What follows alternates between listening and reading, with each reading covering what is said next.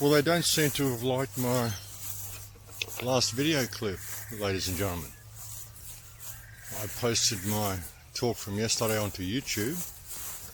It lasted about 40 minutes and they banned it for breaching their terms and services. So I retitled it. The title was probably, I thought the thing that might have got to them, was the title. I kind of titled it perhaps a little aggressively. So I thought, well, I'll rename it and I'll re-upload it. So I did, and they deleted it again instantly. Didn't even let it process.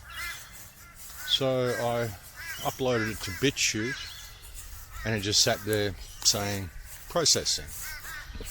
I shared the link, and it was just a 404 error for everybody.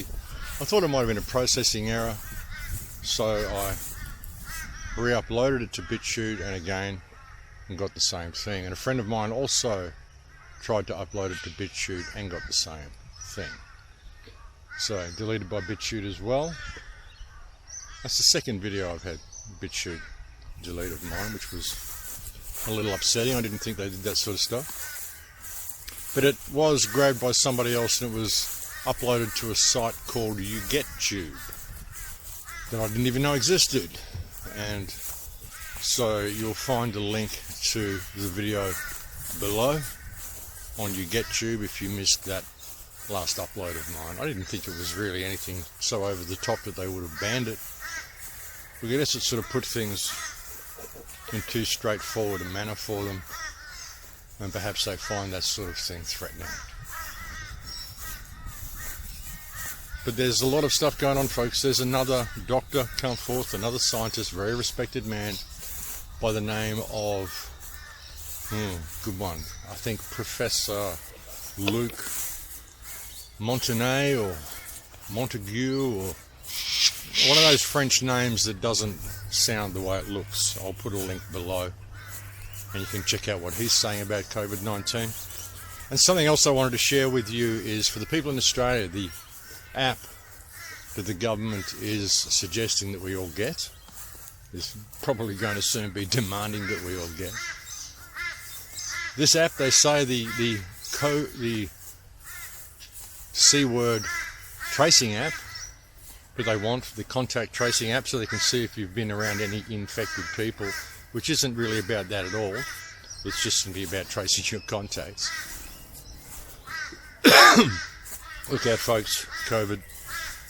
Okay, but this app, they said, we've got this app and we've had it sussed out by independent parties. The independent party they've had it that has sussed it out, I can't remember the name of the organisation for the moment. I'll put a link below, but the head of the organisation is David Irvine, who was the former head of Asio. So how independent is this independent study that was done on this thing? Been protests in all sorts of places now.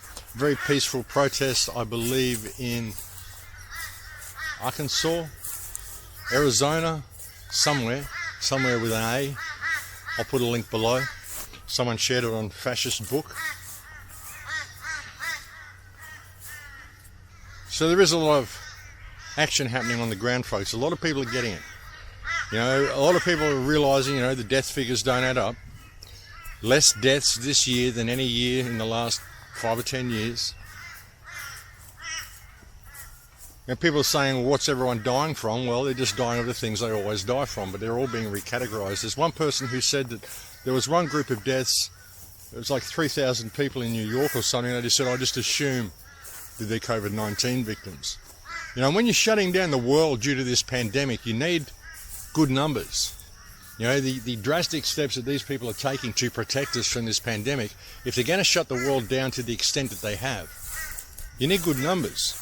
You need to know that they're doing it under the reasons that they say they are. The fact is, they're not going to give us those numbers because they're not doing it for the reasons that they are saying they are, and they never have been. And the media, again, folks, the media is the real problem here, because it's so difficult to get information to people because the media isn't sharing it, and they're so deceptive in what they do share. As I said on the last report, and again I'll put a link below for those who missed it because it was banned almost instantly everywhere. But on the last report I mentioned a report that was put out by James Corbett from the Corbett report called Lies, Damn Lies, Coronavirus Statistics. Oops, I said the C word. I hope they leave this video up. But on that video he showed, there was one news report where they talked about mass graves. And I've been getting this from a lot of people as well. People have been saying, well, what about the mass graves, Max? What about the mass graves? There was a report put out by the news when they said if the pandemic gets to the length that they think it might, they might have to resort to mass graves. And they showed a video of mass graves of people being buried at Hart Island, which is a prison colony apparently, where they bury up to 17,000 people a year, homeless people. They bury like 33 people a day or 33 people a week or something is the number in the good old 33.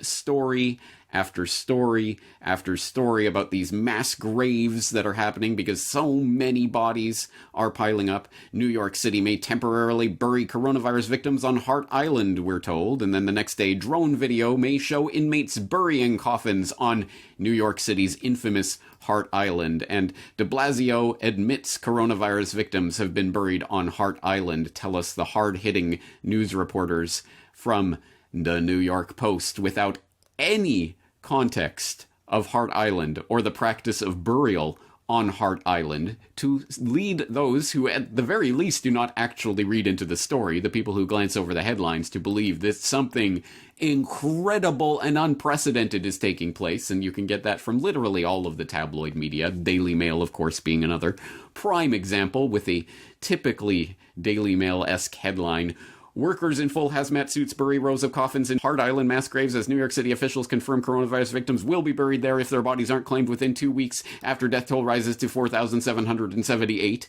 Say that 3 times fast. But yes, these are the types of hysterical, hyperventilating reports that people are getting, completely contextless, without the actual reporting to let you know that, no, this is not some unprecedented new thing that's taking place only because of the mass amounts of people who are dropping like flies from COVID-19. You can garner that from, obviously, different sources. For example, Reason.com had this article up on April 10th, the same day that de Blasio admitted that coronavirus victims have been buried on Hart Island. I can't believe it. Mass graves in the United States. I never thought we would have seen it.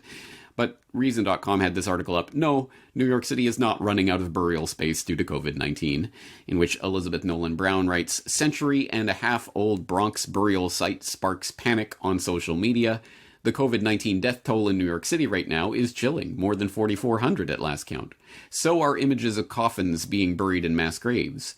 It's hard to see things like that and not feel the weight of those numbers all the more viscerally, which makes it all the more imperative to contextualize and not sensationalize those images. Unfortunately, a lot of professional media has been erring on the side of, look at what America has come to. There are so many dead bodies, they have to start hiring people to dig mass graves. The site cemetery on Hart Island is indeed tragic.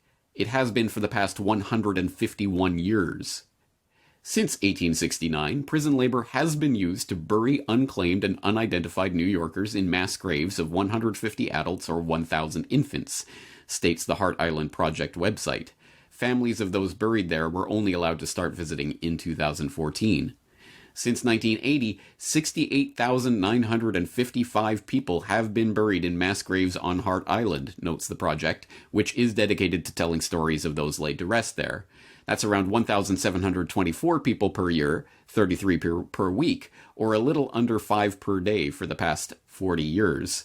New York City Department of Corrections spokesman Jason Kirsten puts the average a little lower, telling Reuters that prison laborers bury around 25 bodies on Hart Island each week. Kirsten now estimates that there are upwards of 100 coffins per week being buried there, so yes, there appears to be a recent spike in burials in these mass graves, but that's not because there are so many dead that the city has run out of burial space elsewhere. It's because more people are dying right now, and that includes people who don't have anyone to claim their bodies. End quote. Well, that puts a little bit more context into this. This is not a new practice. This is a 151-year-old practice. But, you know, there's all sorts of stuff to You know, they play on the mind. They say, well, this is, they may have to put bodies here. They may have to resort to mass graves here. Then they show you them burying mass graves here, and your mind just associates it that way. But, you know, they're very deceptive in what they show you, and they're very deceptive in the way they bring you these reports, folks. But anyway, yeah, that was just a little heads up, folks. Just like a little 5 or 10 minute video, just a little short one today, just to let you know what's going on, and to alert you to that video that was banned by YouTube and banned by BitChute and sort of banned by everybody. So you'll find a link to it below. You'll find a link to the things I've mentioned on the report here below as well. Do take care until I talk to you next time. Thank you for all the kind emails and for all the information you send me, and I'll speak to you again soon. In Lakesh.